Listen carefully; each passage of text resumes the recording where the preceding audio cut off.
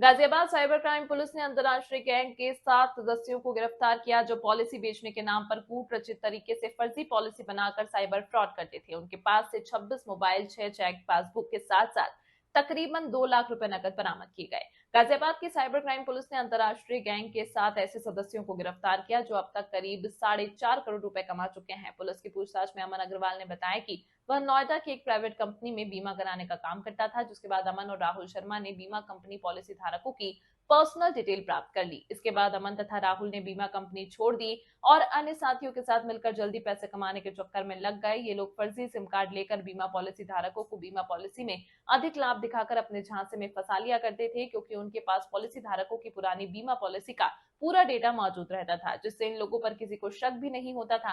Policy धारकों की नई पॉलिसी करने की सलाह देते।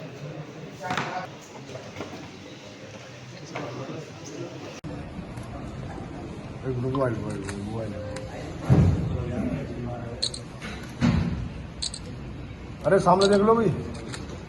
सर, एक गैंग पकड़ा गया है जिसमें साइबर सेल ने पकड़ा है। बड़े लंबे समय से करीब 1,500 लोगों को टारगेट कर चुका है और फर्जी पॉलिसी भी ऑनलाइन इशू किया करते थे। कैसे ये गैंग ऑपरेट कर रहा था, क्या इनका मॉडस ऑपरेंडी?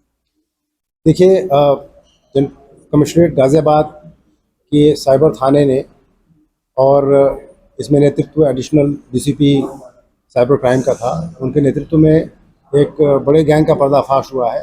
ये एक अंतर्राज्यीय गैंग है जिसमें 7 व्यक्तियों की गिरफ्तारी की गई है।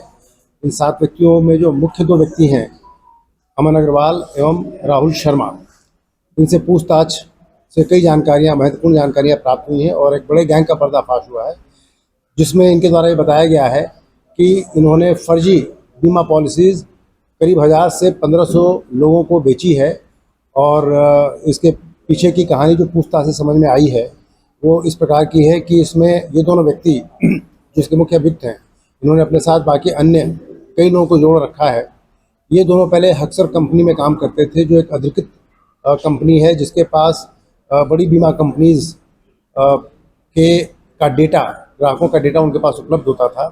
और चूंकि ये दोनों वहाँ काम करते थे, by virtue of being employees, इनके पास उस डेटा का एक्सेस होता था। कुछ दिन वहाँ काम करने के बाद इन दोनों ने वो वहाँ से कंपनी छोड़ दी और उस डेटा को अपने साथ लेके चले आए। और उसके बाद इनके दिमाग में ये योजना बनी और उन्होंने कई जगह से प्री एक्टिवेटेड सिम कार्ड फर्जी आईडीज़ पे लिए, कुछ पुराने मोबाइल फ़ोन्स इधर उधर से खरीदे और उसके बाद इन लोगों ने पुराने ग्राहकों को फ़ोन करके उनकी पॉलिसी को रिन्यू करने के बहाने या उनकी पॉलिसीज़ में एक्स्ट्रा बेनिफिट्स देने के बहाने उनको फ़ोन करके उनको बरगलाया और उनसे कुछ म्यूल अकाउंट्स में पैसे जमा कराने शुरू किए। तो जो म्यूल अकाउंट्स में जब पैसे जमा होते थे तो उसके लिए उन्होंने एक कैनवा ऐप की मदद से एक इस तरह की फर्जी रसीद बनाई जो देखने में बहुत ऑथेंटिक लगती है, और ये रसीद उन ग्राहकों को देते थे जिनके द्वारा पैसे जमा कराए जाते थे। इस प्रकार इस कृत्य से और उसके बाद इनके द्वारा उनको ये समझाया जाता था कि आपकी पॉलिसी रिन्यू हो गई है। ग्राहक के पास जब ये रसीद जाती थी वो भी मुतमईन हो जाता था कि उसका सही अकाउंट में पैसा चला गया है। और इस तरीके से इन्होंने इस धोखाधड़ी के मार्फत तकरीबन 4.5 करोड़ रुपए की धोखाधड़ी विभिन्न लोगों से की है। अभी तक जो जानकारी प्राप्त हुई है एनसीआरपी पोर्टल पे, इनमें से 9 केसेस ऑलरेडी रजिस्टर्ड हैं, 3 केसेस में मुकदमा पंजीकृत है और बाकी 56 लोगों की इस तरह की रसीद हमारे पास ये है जो अभी तक सर्टिफाइड विक्टिम हैं इन लोगों के। इसके अलावा इनसे पूछताछ में भी समझ में आया कि करीब 1000 से 1500 लोग जो लगभग 10 राज्यों के निवासी हैं, उनसे भी ये धोखाधड़ी की गई, जिनके बारे में भी पता लगाया जा रहा है। जो अभियुक्त पकड़े गए हैं उनके कब्जे से ये जो धोखाधड़ी करके जो राशि इनके द्वारा कमाई गई थी, उस राशि से खरीदी गई एक थार गाड़ी, एक महिंद्रा एक्सयूवी 300 गाड़ी, इसके अलावा 26 mobile phone, 4 pre activated SIM, कई तरह की फर्जी आईडीज़, 1,98,000 रुपये कैश, इस तरह की कुछ चीज़ें बरामद हुई हैं और ये 56 रसीदें बरामद हुई हैं। पकड़े गए अभियुक्तों से पूछताछ की जा रही है। पूछताछ से अन्य जो तथ्य प्रकाश में आएंगे उस पर अग्रिम कार्रवाई की जाएगी।